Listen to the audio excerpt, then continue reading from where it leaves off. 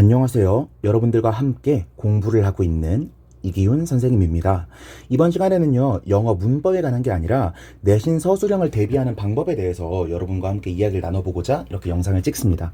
조금 다른 영상들보다 더 두서가 없을 수 있지만 한번 쭉 들어봐 주시면 도움이 될 것 같습니다.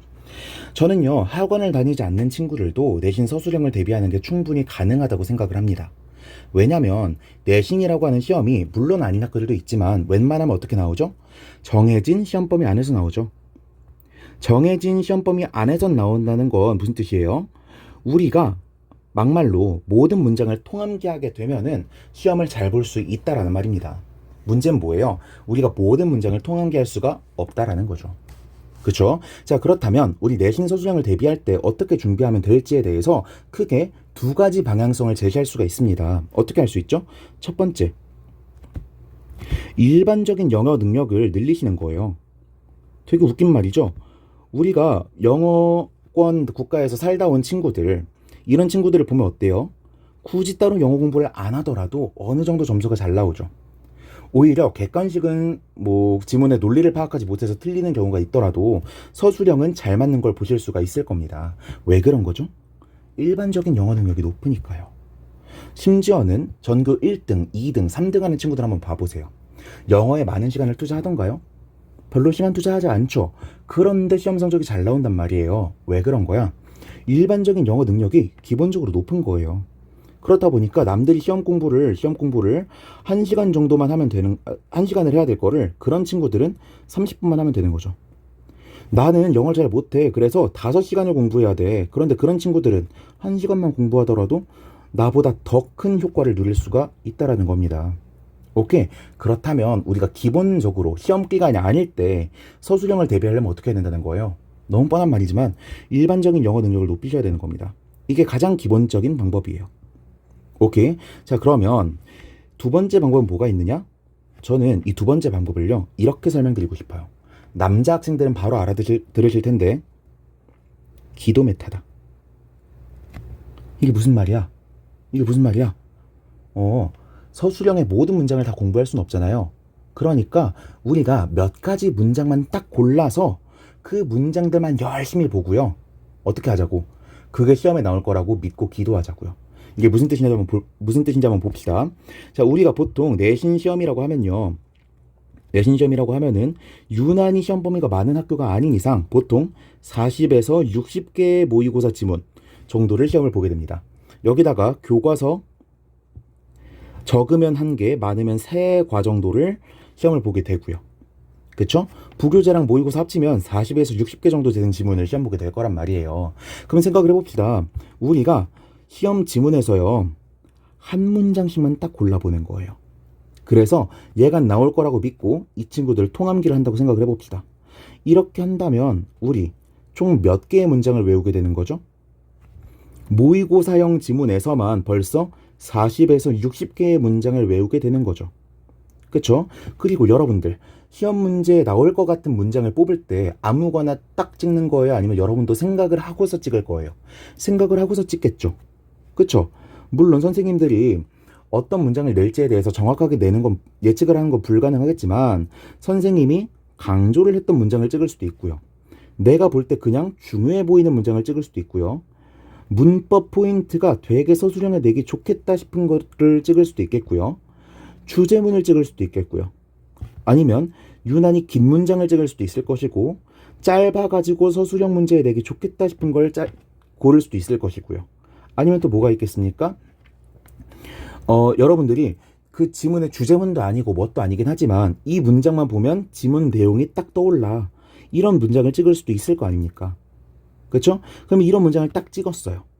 그래서 여러분들이 이 문장을 달달달 외웠습니다. 그러면 40개 지문 전체에 대해서 선생님들과 생각이 똑같지는 않더라도 최소한 10개 지문에 한해서는 선생님들과 출제 포인트를 똑같이 예측하게 되지 않겠어요? 그렇지 않겠습니까? 선생님들이 강조한 데에는 다 이유가 있을 텐데 여러분들이 그 강조한 문장들을 외웠어. 그러면 서술형에 얻어 걸리든 객관식에 얻어 걸리든 나오지 않더라도 그냥 학습할 가치가 있었던 것이든 셋 중 하나는 걸릴 거 아닙니까? 여러분들이 중요해 보이는 문장들을 40개를 뽑았어요. 그러면 학교 선생님들이 생각하기에도 그 중에 10개에서 20개 정도는 반드시 똑같이 중요하다고 생각하는 문장일 거라고요. 오케이? 그렇다면 이렇게 다시 생각을 해보자고요. 제가 기도 메타라고 말씀을 드리면 여러분들이 뭐야 지금 공부하는데 요행을 기대하라는 거야? 라고 생각하실 수도 있겠지만 반대로 생각해보면 선생님들과 같은 기준을 가지고 같은 출제자의 시선을 가지고서 여러분들이 문장들을 보게 된다는 말과 같을 수도 있다는 거죠. 오케이? 또 다른 식으로 접근을 해볼까요? 자, 제가 아까 뭐라 그랬죠? 공부를 할 때 서술형 점수를 높이기 위해서는 일반적인 영어 능력을 높여야 된다 그랬었죠. 그런데 여러분 1학년을 보낼 건데 그럼 시험을 몇 번 보게 되죠? 중간, 기말, 중간, 기말 총 4번을 보게 되잖아요. 그런데 이 4번의 시험에서 각각 약 40에서 60개의 문장을 외웠다고 생각을 해봅시다. 그럼 총 몇 개의 문장을 통함기하게 되는 거예요? 160개에서 200개의 문장을 머릿속에 집어넣게 되는 거라고요. 오케이? 그러면 물론 이전 시험 범위에서 외웠던 문장이 다음 시험 범위에 나오진 않을 겁니다. 그럼에도 불구하고 문장을 외우시는 건 아주 큰 의미가 있어요. 왜? 우리 뭐 배우죠? 문장의 오형식이라는 거 배우죠. 문장의 오형식 왜 배우죠? 모두가 그렇진 않지만 대부분의 문장이 5개의 문장 패턴으로 설명이 될 수 있으니까 외우는 거잖아요. 그쵸? 근데 여러분들이 200개의 문장을 외웠어. 그렇다면 문장의 오형식에 해당하는 문장들을 단순하게 산술적으로 따져보면은 각각 40개의 표본을 외우시는 거잖아요. 1형식 40개, 2형식 40개, 3형식 40개, 4형식 40개, 5형식 40개. 그쵸? 그러면 우리가 대표적인 문장 형식을 다 외워놨단 말이야. 그러면 나중에 서술형 대비할 땐 어떻게 하면 돼요? 단어만 갈아 껴가지고 작문하면 되는 거죠. 단어 교체식으로. 이해되십니까? 우리 머릿속에 외워놓은 문장이 많다라고 하는 거는 혹은 다 기억이 나지 않더라도 외워본 기억이 많다라고 하는 거는요. 여러분들이 단어만 갈아 껴가지고 사용할 수 있는 문장의 종류가 그만큼 많아졌다는 의미라고요. 당연히 어디로 연결될 수밖에 없어요? 일반적인 영어 능력의 상승으로 연결될 수밖에 없는 거라고요. 이해가 되셨습니까? 자, 그렇다면 제가 생각하는 영어 문장을 기도 메타로 외워야 되는 이유에 대해서는 충분히 설득이 되었을 거라고 생각합니다. 그렇다면 어떻게 외울 건데? 에 대해서도 생각을 해봐야겠죠. 이거는 좀 시기를 나눠봐야 된다고 생각을 해요. 왜?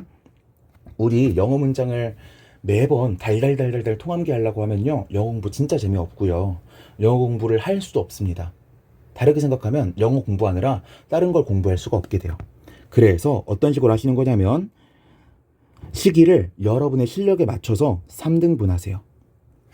평소, 시험 준비 기간, 시험 직전 기간. 평소라고 함은 시험 기간은 전혀 아닌데 여러분들이 그래도 학교 수업을 듣고 있는 시간을 말하는 거고요. 준비 기간은 여러분들이 빡세게 진짜 밤새 가지고 공부할 시간은 아니지만 시험 기간에는 해당하는 기간이고요. 직전 기간은 뭐 시험 일주일 전, 3일 전 이럴 때 여러분들이 이제 통암기에 매진해도 될 시기를 말하는 겁니다. 평소에는 제가 다른 영상을 통해서 개괄 혹은 도식을 통한 영어 준비 방법에 대해서 설명을 드릴 건데 평소에는요 영어 지문을 달달달달 외우는 시기가 아니에요. 그냥 자주 보기만 하면 되는 단계입니다. 이때는요 1주가 지나든 2주가 지나든 나 기억하고 있어 라고 생각할 수 있게끔 만드는 단계, 혹은 나 기억하고 있다고 착각이라도 할 수 있게 만들어주는 단계라고 생각하시면 돼요. 무슨 뜻이냐? 내가 실제로 이 지문에 대해서 단어가 뭐가 있고 문장이 어떻게 생겼고 구조가 어떻게 돼 있고 이건 다 기억 못해도 돼.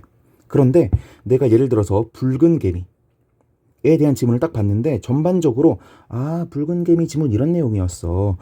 컨테이너에 붉은 개미가 실려가지고 다른 지역으로 갔는데 이 지역에서 이 붉은 개미가 퍼짐으로써 생태계를 망친다는 내용이었어. 이런 식으로 지문의 전반적인 내용을 여러분들이 기억만 하면 되는 단계예요. 오케이? 그러니까 이런 단계를 위해서는 여러분들이 꼼꼼하게 독해를 해야겠어요. 그냥 지문 전반적인 내용을 그냥 이런 거 이렇게 훑기만 하면 되겠어요? 훑기만 하면 되겠죠. 오케이? 이 단계에서는 여러분들이 모든 지문을 매주 한 번씩은 지금까지 배웠던 거를 계속해서 훑어보시는 겁니다. 그런데 이 훑어보는 단계에서 다른 것들은 다 꼼꼼하게 안 봐도 돼. 그런데 여러분들이 한 문장씩 뽑아놓은 이 한 문장들 있죠? 얘네들은 소리 내서 읽어보고 지나가시는 겁니다. 누적식으로. 오케이? 그러면은 평소 단계에서는요, 여러분들이 시험 공부를 어떻게 하게 되는 거예요? 시험 공부를 1주차 지문 10개 나갔어, 2주차 총 20개 나갔어, 3주차 총 30개 나갔어, 4주차 총 40개 나갔어, 5주차 총 50개 나갔어. 이런 식으로 점차 진도를 나간 지문 개수가 늘어날 거 아니에요?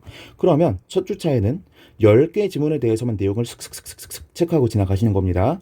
그리고 이 10개의 지문에 대해서 우리가 한 문장씩 서술형에 나올 것 같은 문장들을 뽑아놨죠. 그 문장들은 다 소리내서 읽으시는 겁니다. 그러면요, 여러분들이 공부를 별로 안 해본 사람일수록 그냥 내용만 훑는 데에도 시간이 많이 들 거예요. 그럼 시간이 한 5분 정도 든다고 칩시다. 지금 내용만 볼 거니까요.